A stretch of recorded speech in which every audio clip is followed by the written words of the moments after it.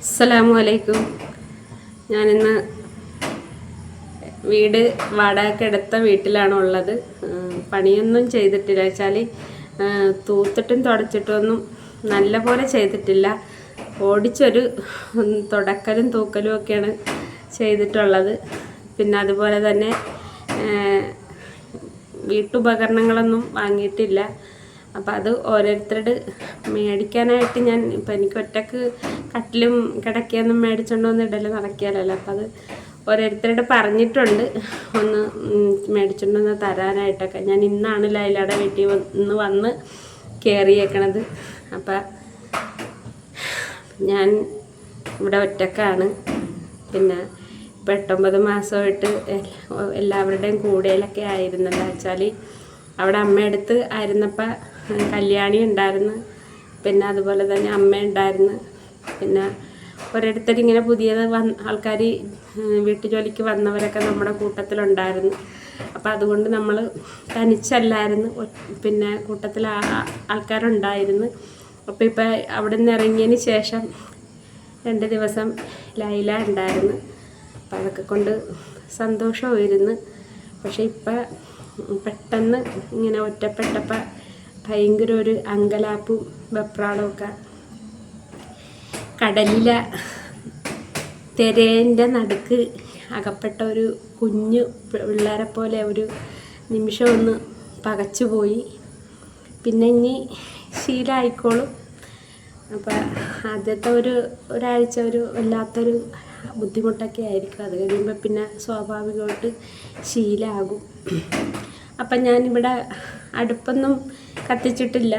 Injection അടുപ്പ് കത്തിച്ചപ്പോൾ പെട്ടെന്ന് അടിച്ചു പോയത് കൊണ്ട് അടുപ്പിന് കുഴപ്പമില്ലെന്ന് തോന്നുന്നു. എങ്ങനെയാണ് എനിക്കറിയത്തില്ല, ഞാൻ പിന്നീട് നോക്കിയില്ല.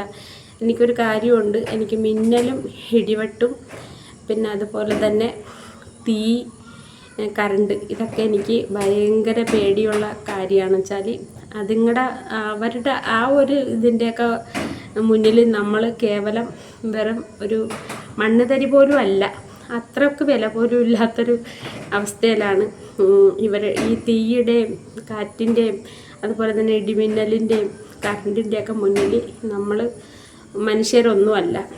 അവർക്ക് നിഷ്പ്രയാസം നമ്മളെ ദഹിപ്പിച്ച് കളയാനുള്ളൊരു കഴിവുള്ളത് കൊണ്ട് തന്നെ എനിക്ക് പേടിയാണ്. അപ്പം ഇവിടുത്തെ പഴയ വയറിങ്ങൊക്കെയാണ്, ഈ ജാമ്പവാൻ്റെ കാലത്തൊക്കെയുള്ള വയറിങ്ങൊക്കെയാണ്, സെല്ലോ ടാപ്പൊക്കെയാണ് ഒട്ടിച്ച് വെച്ചിരിക്കുന്നത്. അപ്പോൾ ഇവിടെ അടുത്ത് റോഡാണ്, ഓട്ടോ പോകുന്നുണ്ടെന്ന് കഴിയട്ടെ.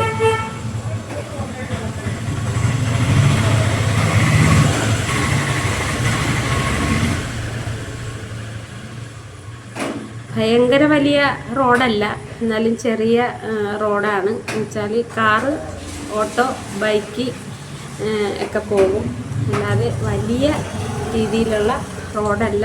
ഓരോ കൊതുക് വരുന്നുണ്ട്, അതാണ് ഞാൻ തട്ടിയത്. അപ്പം ഞാൻ വീട്ടുപകരണങ്ങളൊന്നും മേടിച്ചിട്ടില്ല. അപ്പം ഇന്ന് പോയി വാങ്ങാമെന്നുള്ളൊരു ലക്ഷ്യത്തിലാണ് ഇരുന്നത്. പക്ഷേ എനിക്ക് ലൈലാൻ്റെ വീട്ടിൽ നിന്ന് വന്നതിന് ശേഷം ഒരു ഫാൻ ഫിറ്റ് ചെയ്യാനായിട്ട് പിന്നെ ഒരു മോനെ വിളിച്ചിട്ടുണ്ടായിരുന്നു. അപ്പോൾ അവൻ വന്നപ്പോൾ മഗ്‌രിബിൻ്റെ ബാങ്കൊക്കെ അടുക്ക ആയപ്പോഴാണ് അവൻ വന്നത്. പിന്നെ അവന് സഹായിച്ചൊക്കെ കൊടുത്തു. വെച്ചാൽ ഇവിടെ കസേരയൊന്നും ഇല്ലല്ലോ, മുകളിൽ കയറി ഫാൻ ഫിറ്റ് ചെയ്യാനായിട്ട്. അപ്പോൾ അപ്പുറത്തുനിന്ന് കോവണി മേടിച്ചുകൊണ്ടൊന്ന് കൊടുത്ത്, അപ്പം അത് ഇനിയൊന്ന് പിടിച്ചൊക്കെ കൊടുത്ത്. ഇനി വല്ലയിടത്തും പടച്ച് വീണ് കഴിഞ്ഞാൽ പിന്നെ നമ്മളാളിന് ഉത്തരവാദിത്വം പറയണമല്ലോ. അപ്പം അതിനൊക്കെ അവൻ സഹായിച്ച് കൊടുത്ത്. അത് കഴിഞ്ഞ് പിന്നെ അവന് പിന്നെ ഫാൻ ഇട്ടിട്ട് കറങ്ങാത്തത് കൊണ്ട് നോക്കിയപ്പോൾ ഫാനിൻ്റെ വയറിങ്ങിൻ്റെ ഉള്ളിൽ, സ്വിച്ച് ബോർഡിൻ്റെ ഉള്ളിൽ കത്തിക്കരിഞ്ഞിരിക്കുകയാണ്. അന്ന് ഞാൻ പറഞ്ഞില്ലേ തീയും പുകയും വന്നെന്ന്. അന്ന് നോക്കിച്ചും പറഞ്ഞ് കുഴപ്പമൊന്നുമില്ലെന്ന് പറഞ്ഞ്. പക്ഷേ ഇന്നാണ് മനസ്സിലായത് അത് കത്തിക്കരിഞ്ഞ് പോയായിരുന്നു. അപ്പോൾ അതൊക്കെ റെഡിയാക്കി തന്ന് 500 രൂപയും ഞാൻ കൊടുത്ത്. അപ്പോൾ ഇനി എന്തെങ്കിലും കറണ്ടിൻ്റെ കാര്യമൊക്കെ ഉള്ളപ്പോൾ വിളിക്കും, വരണമെന്ന് ഞാൻ പറഞ്ഞാണ് വിട്ടത്. അപ്പം അങ്ങനെ ആ മോൻ പോയി കഴിഞ്ഞപ്പോൾ പിന്നെ ഞാനൊന്ന് ഫ്രഷൊക്കെ ആയി കഴിഞ്ഞിട്ട് പിന്നെ കടയിൽ പോയി ഒരു ചോറ് മേടിച്ച്. അപ്പം പിന്നെ എന്തൊക്കെയോ ചെറിയ കറികളൊക്കെ ഉണ്ട്, സാമ്പാറുണ്ട്. അപ്പോൾ അവിടെ ഇറച്ചിയൊക്കെ ഉണ്ടായിരുന്നു. അപ്പോൾ അത് എനിക്കത് തൃപ്തിയല്ലാഞ്ഞത് കൊണ്ട് ഇറച്ചിക്കറിയുടെ കാര്യങ്ങളൊന്നും ഞാൻ വാങ്ങിയില്ല. പിന്നെ തന്നെയല്ല വാങ്ങിയല്ല ഞാൻ, എനിക്കത് തൃപ്തിയല്ലാഞ്ഞത് കൊണ്ട് വാങ്ങിയല്ലാത്തത് കൊണ്ട് ചോറാണ് ഞാൻ വാങ്ങിച്ചത്. ഒരു കുപ്പി തണുത്ത വെള്ളം മേടിച്ച്, ചോറ് മേടിച്ച്. അപ്പം ചോറൊന്നും കഴിക്കാനുള്ളൊരു വിശപ്പൊന്നും എനിക്കില്ല. ആകെക്കൂടി ഒരു ഒറ്റപ്പെടൽ മനസ്സിൽ. അപ്പം അതൊക്കെ ഫീൽ ചെയ്താലല്ല, അതൊക്കെ തരണം ചെയ്താലല്ലേ പറ്റുള്ളൂ. അപ്പോൾ ആ ഫീലിങ്ങൊക്കെ തരണം ചെയ്താലേ പറ്റുള്ളൂ. അപ്പം ഞാൻ നാളെ ഇൻഷാ അല്ലാഹ് അരൂരേക്ക് പോകാനാണ് ഇരിക്കുന്നത്. അപ്പോൾ പോകണമെന്നുണ്ടെങ്കിൽ പോണ വിവരം ഞാൻ നിങ്ങളെ അറിയിക്കാം. പിന്നെ ഇപ്പം ഇത് 2-3 ദിവസം കഴിഞ്ഞിട്ടേ ഇപ്പം ഇവിടെ എന്തെങ്കിലുമൊക്കെ ഒന്ന് ചെയ്യാൻ പറ്റുള്ളൂ. എന്ന് വെച്ചാൽ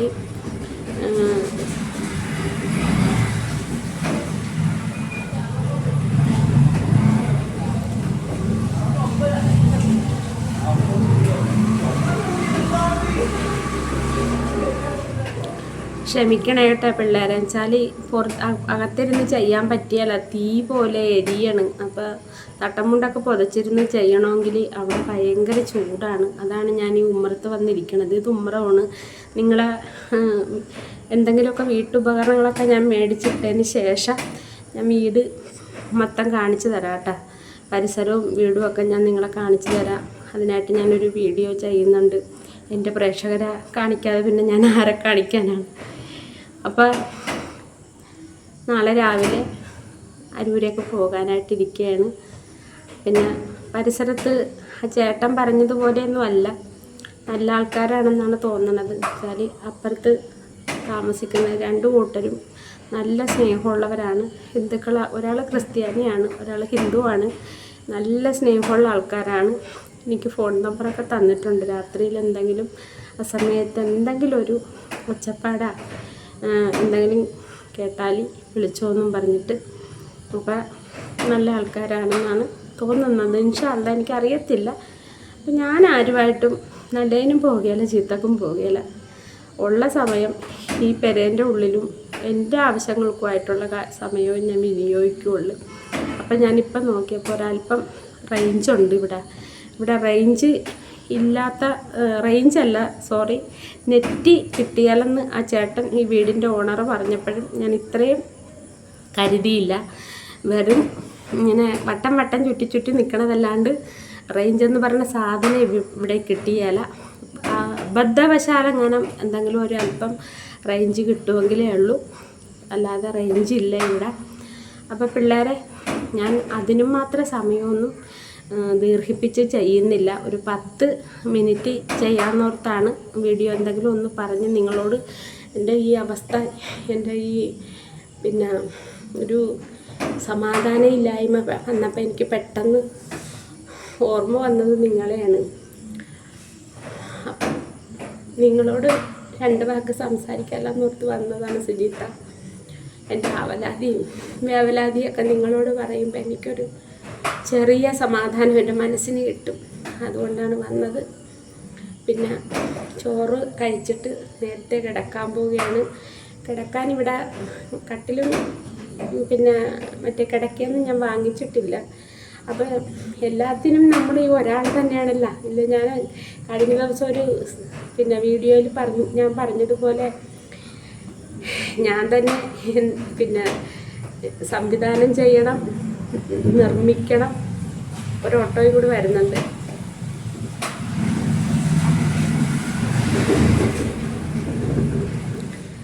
ഞാൻ തന്നെ സംവിധാനം ചെയ്യണം, ഞാൻ തന്നെ പിന്നെ നിർമ്മിക്കണം. അതുപോലെ തന്നെ എല്ലാം ഞാൻ തന്നെയാണ്.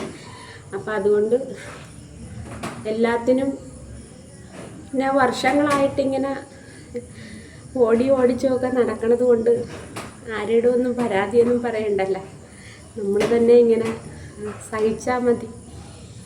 അപ്പോൾ ചോദിക്കും സിജിത്തൊക്കെ അവിടെ നിന്നാൽ പോരായിരുന്നെന്ന്. എനിക്കൊന്ന് ഡോക്ടറെ കണിയെടുക്കുകയൊക്കെ ചെയ്യണമെങ്കിൽ അവിടെ നിന്നിട്ടാകില്ല വെച്ചാൽ അമ്മേനെ ഞാൻ കല്യാണിയുടെ അടുത്ത് വെച്ചാൽ കല്യാണിയുടെ അടുത്താക്കിയേച്ചും പോയാൽ കല്യാണിക്ക് അമ്മേനെ നോക്കണതല്ല ഡ്യൂട്ടി, അമ്മ അടുക്കള ജോലിയാണ്. പിന്നെ അവർക്കതൊരു ബുദ്ധിമുട്ടാകണ്ടല്ലോ, 1 മാസത്തെ ശമ്പളവും ഒക്കെ അല്ലേ, അതങ്ങോട്ട് പോയിക്കോട്ടെ എന്ന് ഓർത്തിട്ട് ഞാൻ ഇറങ്ങിയതാണ്. അപ്പം അരൂരൊക്കെ പോയി വന്നതിന് ശേഷം ഞാൻ മരുന്നിനായിട്ട് ഇറങ്ങണുള്ളൂ. ബുദ്ധിമുട്ടുണ്ട്, വേദനയൊക്കെ അല്പം സ്വല്പമൊക്കെ ആയിട്ടുണ്ട്. വിശപ്പ് പട്ടിണി നിൽക്കാൻ പറ്റിയല്ല, പട്ടിണി നിന്നാൽ ഉടനെ വേദന വയറിന് വരും. അപ്പം പിന്നെ എന്തെങ്കിലും വെള്ളമോ അല്പം ഭക്ഷണവും കഴിച്ചാലേ വേദനക്കൊരു അറുതി വരുള്ളൂ. അപ്പോൾ ഇന്ന് ഉച്ചയ്ക്ക് ഞാൻ ഊണൊന്നും കഴിച്ചിട്ടില്ലായിരുന്നു. ലൈലയുടെ വീട്ടിൽ നിന്ന് ചായ കുടിച്ച് പോകുന്ന വഴിയായിരുന്നു. അപ്പം ഇവിടെ വന്നിട്ട് പിന്നെ എനിക്ക് വെയിലത്ത് നടന്ന് പോകാൻ വയ്യാഞ്ഞിട്ട് ഞാനിവിടെ ഉമ്മറത്ത് കടകൊക്കെ അടച്ചിട്ട് കിടക്കുകയായിരുന്നു. നല്ല വെയിലും ചൂടുമൊക്കെ ഉണ്ട്, അന്നേരം ഫാനൊന്നും ഫിറ്റ് ചെയ്തിട്ടില്ലായിരുന്നു.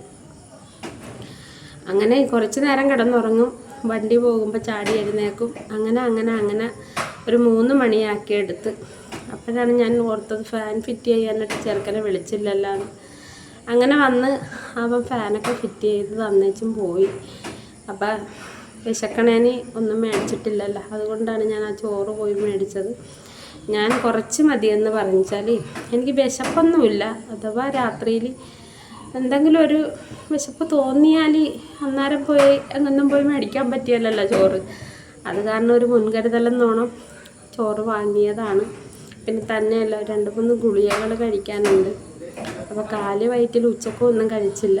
അപ്പോൾ കാല് വയറ്റിൽ കഴിക്കാൻ ഗുളിക കഴിക്കാൻ പറ്റിയല്ല, അത് കൊണ്ടുപോയി മേടിച്ചതാണ്. ദുആ ചെയ്യണം എല്ലാവരും കേട്ടാ. എൻ്റെ പ്രാർത്ഥനയിൽ നിങ്ങളും എല്ലാവരും ഉൾപ്പെടുന്നതാണ്.